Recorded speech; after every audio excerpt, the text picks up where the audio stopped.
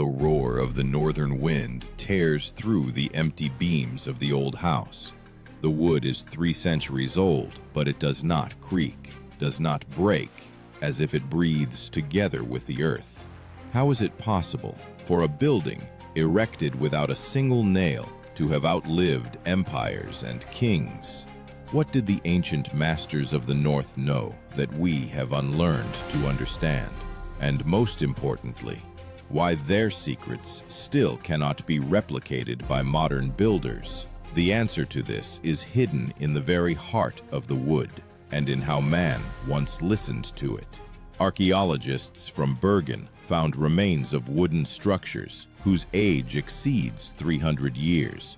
They were preserved not because they were hidden from time, but because they were in union with it. The framework of these houses was assembled according to the tenon and mortise principle, when one log as if enters another, like a joint into a bone. This joint was called dovetail, a shape that is difficult to pull apart, but easy to assemble, if one knows the rhythm of the wood. Imagine, no nails, no metal brackets, only precision, tension, and the strength of hands. A Viking fells a tree in winter when the sap has frozen and the wood is denser than bone. Every axe stroke sounds like a vow. The tree must live longer than man. This ritual was not a superstition. The cold air dried the fibers, preventing rot. Thus, a material was created that feared neither sea salt nor northern moisture. The word longhouse sounds dry, but for Scandinavians it meant an entire world. This long dwelling was not just a home, it was a ship on land. The long, elongated shape of the roof resembled an inverted keel of a drakkar, and smoke from the hearth went out through an opening, as if from a dragon's throat. Inside lived people, animals, and the spirits of ancestors. Under one roof, life bustled, and the wood absorbed it, as if memory. Historians write that such houses were built not in a day and not in a month. It was a community event, the birth of a new heart of the village. Every man knew his role. Every child watched how the first supports were erected. These supports were called pillars of life. They were dug deep into the ground, almost to the level of permafrost, and treated with tar. A mixture of resin and ash protected the wood from rot, like armor. Archaeological excavations in Iceland show the lower parts of these pillars were preserved for centuries, almost without succumbing to destruction. It was precisely thanks to this that Viking houses stood for hundreds of years, not because of miracles, but because of a precise understanding of nature. They knew where the wood would breathe and where it would rot, and subjected this balance to themselves. When the longhouse was ready, it became the center of the world. Inside, the hum of voices, the clatter of cups, the snoring of livestock resounded.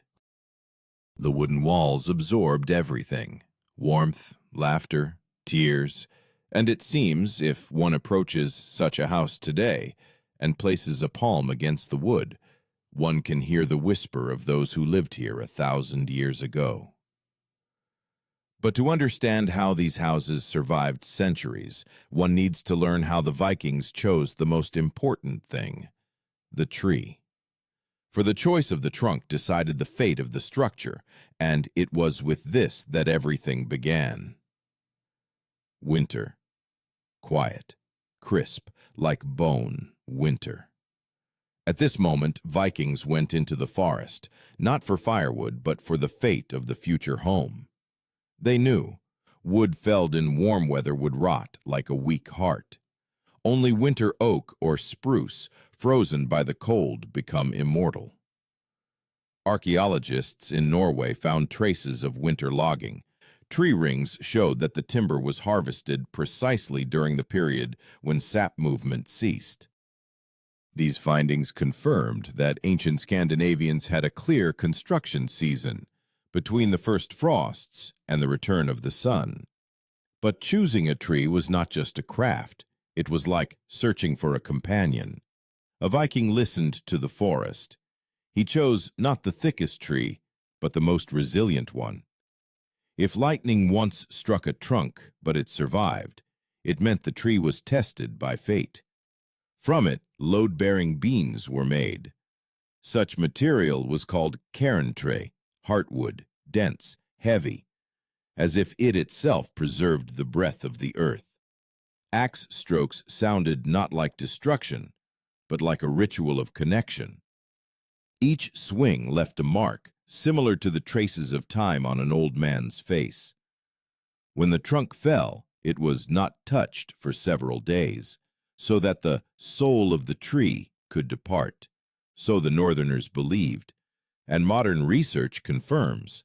Wood that rested after felling dried more evenly, becoming more resistant to cracking. Next began the magic of craftsmanship. Sawing, drying, carving joints. The term used for this process sounds like tendering, the art of fitting wood. This was not just carpentry, it was almost surgery. The master knew a millimeter error and the entire structure would collapse. He checked the fibers like a doctor checking a pulse. The planks were dried in the wind, not in the sun, to prevent warping. In some regions of Iceland, barns built according to the same principles are still preserved. No metal parts, only tension and friction. Archaeological data from the Lonso Meadows settlement in Canada show that even across the ocean in Viking colonies, houses were built using the same methods. This suggests that their knowledge was passed down like a sacred code, unchanging, not needing books. The image of this labor is like an ancient dance with wood. The master did not break the material, but listened to its breath. He understood where the wood wanted to bend, where it resisted. In the carpenter's hands, the axe was not a weapon, but an extension of the body. The heavy blade did not cut off the superfluous. It revealed the form hidden within. It was at this moment that another important element appeared, the sledges of time. This is what the Vikings called the wide beams on which the house seemed to glide along the ground. These beams prevented the structure from sinking into dampness. They were the first defense against time. Modern researchers have noted, in old houses, such foundations stood for centuries, although the surrounding earth had long changed. It's hard to believe, but not a single nail held these structures together. The wood held itself. The secret was in geometry, in the perfect fitting of joints where each tenon entered its mortise at an angle calculated for the expansion of wood from moisture. The wetter the air became, the tighter the joints compressed. This was called a living lock.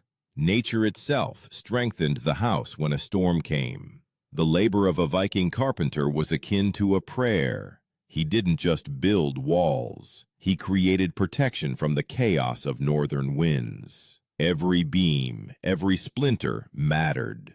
Even a crack in the wood could tell where a door would be. Everything was done not by blueprints, but by memory. This knowledge was passed from father to son, from hand to hand, without words. Modern engineers try to replicate these methods, but most often houses assembled without nails do not withstand centuries. Vikings, however, achieved that their dwellings outlasted even the stone structures of Europe. Why? Because they did not fight with nature, they built with it. When the materials were ready, the main part began, the assembly of the framework. On this day, the village fell silent. Only the crackle of fire and the dull thud of wood against wood could be heard. The moment came when the living transformed into the eternal, and everyone who lifted a beam knew there was something more than just a home in this work. It was the memory of the lineage, embodied in wood. A gray sun rises over the bay. The air rings with cold. Today is the day when wood will become a home. The Vikings gather as an entire community, elders, women, children, even dogs. This is not construction. It is a ritual. First, the pillars of life are lowered into the earth. Massive oak beams, felled without bark and scorched by fire. Their lower part is smeared with tar and ash to protect them from rot. Archaeologists, having investigated the remains of houses in Birka and Kattegat, discovered It was precisely the tar impregnation that allowed the wood to not decay for centuries, even in waterlogged soils. When the first pillar stands vertically, a cry rings out, ancient, guttural, almost animalistic. This is not superstition. This is how the Vikings warned the spirits of the earth that a human would now live here. Nearby, a symbol is buried, a piece of iron or a figurine of the god Thor, so that the house might acquire strength. After this, precise, measured work begins, like assembling a giant puzzle. In this moment, the main miracle of northern architecture is born, the framework, which scholars would later call a stave-type construction. The word comes from the Old Norse stafr, post or pillar. Each such pillar was connected to another not by nails but by a system of grooves and wedges. These wedges were called tree nails, wooden pegs driven in with a precise angle calculation. When the wood absorbed moisture, the tree nails swelled and transformed into living locks. Modern tests have shown such a joint withstands pressure of several tons, without metal, without glue, only the power of nature and calculation. Imagine what this looked like. Dozens of men raising a beam more than 10 meters long. Cries, thuds, the smell of resin and sweat. The house grows like a living organism, each part finding its form. This is not just labor. It is a dance of strength and precision. The masters moved synchronously, almost silently, as if following a rhythm known only to them. When the framework stood, wall panels were added. They consisted of vertical boards inserted into the grooves of the lower and upper beams, like teeth in a jaw. This method was called a panel lock. It allowed the walls to breathe, expanding in winter and contracting in summer without breaking. The wood worked as a living material, adapting to the climate. Inside, warmth was preserved, while outside, the house withstood storms that could tear apart a ship. Historians believe that the same logic as in shipbuilding underpinned this technology. After all, Vikings were primarily seafarers. Their longships endured the ocean not because they were heavy, but because they were flexible. The same philosophy, flexibility instead of brute force, also formed the basis of their homes. The beams did not fight the wind. They yielded to it, just as a sail yields to a storm to survive. At the peak of the roof, 2 curved ends were installed, resembling horns. This was a sign of protection, a symbol of the warrior house. And in the center, above the hearth, an opening was left, a chimney without a pipe. When smoke rose from it, it resembled the trace of a campfire on a ship's mast. Outside, the house seemed like a beast lurking among the hills, and inside, a warm womb where life hid. Each part had its own voice. When the wind passed through the roof, the beams emitted a deep, low sound, as if the house was conversing with the storm. People believed this was a sign of strength. Modern acoustic studies showed that the roof's shape indeed created a special resonance, dissipating wind pressure. The house literally sang against the storm.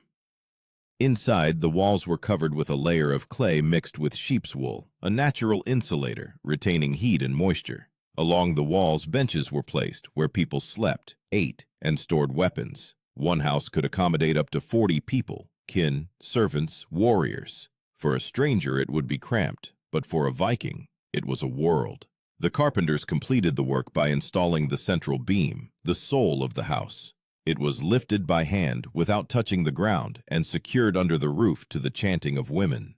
It was said, if this beam lay crooked, the house would not survive even 10 winters. Everything depended on precision, balance, and respect for the material.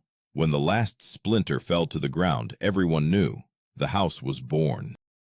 But ahead lay another, final secret, without which no longhouse would have survived centuries. A secret that modern masters recall with awe.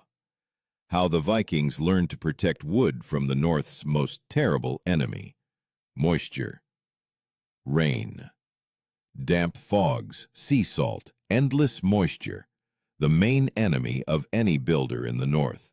But for Vikings, it was not a threat, but an element with which one could negotiate. They knew Wood does not need to be sealed. It needs to be taught to breathe. That is why their houses were not covered with paint, not clad with metal sheets, but impregnated with living substances, resin, tar, and fish oil. This smell, thick and pungent, could be felt from dozens of steps away, as if the house itself exuded strength and endurance. Historical sources mention the process of tarring, when the surface of the walls was heated over fire and thick coniferous resin was rubbed into it. Modern experiments have shown that such treatment makes wood resistant to moisture, fungus, and insects for centuries. Archaeologists who investigated the remains of Viking houses in the Uppsala region found traces of precisely such a charred surface, a thin layer of resin impregnated with ash. Its density is so great that even after 1,000 years it remains smooth and water-repellent. This technology was called the Black Shield. The wood acquired the color of night but remained alive inside. The flame did not burn it, but tempered it, as a blacksmith tempers a sword. The surface became hard, but retained flexibility, and when rains beat against the walls, water rolled down, as if on an animal's skin. However, protection wasn't only from the outside. The true marvel of northern architecture was the drainage system. The foundations of Viking houses were almost never set on stones. A layer of gravel and bark was laid under the floor to absorb moisture. This was called a living cushion. When the earth became wet, it did not draw moisture upwards. On the contrary, it absorbed it. Archaeological excavations in the village of Borg on the Lofoten Islands showed that the base of some houses contained layers of birch bark and sand, which provided natural ventilation. The house did not fight the rain. It lived with it. When downpours streamed down the roof, the water collected in special gutters, hollowed directly into the beams. These gutters directed the flow sideways, protecting the foundation from undermining. Vikings did not use metal downspouts. Everything was made of wood. Even the gutter fastenings were made from bent branches, dried and secured to the shape of the roof. Interestingly, the inside of the house was always dry, despite the constant dampness outside. Heat from the hearth created a draft effect. Smoke exited through an opening in the roof, and along with it, excess moisture rose. Modern engineers call this natural ventilation, but the Vikings discovered it long before science. Their breathing walls did not trap air, but directed it, creating a soft, constant flow. For a Viking, a house was not just a shelter. It was an organism in which wood, fire, air, and water connected in equilibrium. Each part had its ritual meaning. When a master applied the first layer of tar, he whispered a prayer to Odin so that the wind would not destroy the roof. When the floor was covered with bark, women scattered dry herbs, heather and moss, a symbol of purity, over it. And this had practical sense. The smell of herbs repelled insects, and moss retained heat. Scandinavian chronicles described that in such houses the temperature in winter did not drop below 10 degrees Celsius, even during severe blizzards. This was all thanks to the heat from the hearth, reflecting off the tar-impregnated wooden walls and returning inwards. The internal beams shone with grease and soot. This was their natural armor, a fact that amazes scientists. Some elements of these houses found in museums in Oslo and Reykjavik have retained strength exceeding modern building standards. The wood does not crumble, crack, or rot. Scientists note that the secret lies not only in the materials, but also in the very philosophy of construction: balance, not struggle. And if one listens to this philosophy, one can understand why such houses survived centuries. They were built not against the world, but in harmony with it. When the storm howled outside the walls, the house hummed in response, but did not collapse. When snow lay on the roof, the beams bent, but did not break. Everything was calculated, like breathing. But protection from moisture is only part of the secret. After all, a Viking house had to withstand not only rain and snow, but also fire, an element that spared even stone fortresses. And it is here that the Northern masters demonstrated something that seems almost impossible to modern engineers. Fire is the most terrible enemy of wood. One careless spark from the hearth, and everything turns to ashes. But the Vikings, who lived in houses where an open fire constantly burned, almost never experienced fires. Why? Because they tamed the element. Their houses did not burn. They smoldered, slowly, as if the wood itself resisted destruction. The secret lay in a method that modern researchers call charcoal protection. When the house frame was ready, masters treated the internal beams over a flame, not for beauty, but to make the top layer of wood charred. This process was called brenning, burning off. A thin layer of charcoal turned into a natural shield. It did not support combustion, did not allow moisture to pass through, and repelled insects. Archaeological samples found in Trondheim show clear traces of this technique. The beams are charred precisely to a depth of several millimeters, while the internal wood structure remained untouched.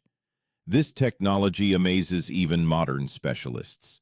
The charred surface is not only fire-resistant, but also prevents rot. This is why some houses stood for centuries, even after being struck by lightning and fires. One striking example is the remains of a structure in the Borg area, where traces of charring coexist with the perfect preservation of the lower layers of wood. It would seem the house should have burned down, but it stood like a tempered warrior after battle. Fire was part of the construction. It not only warmed, but also created protection.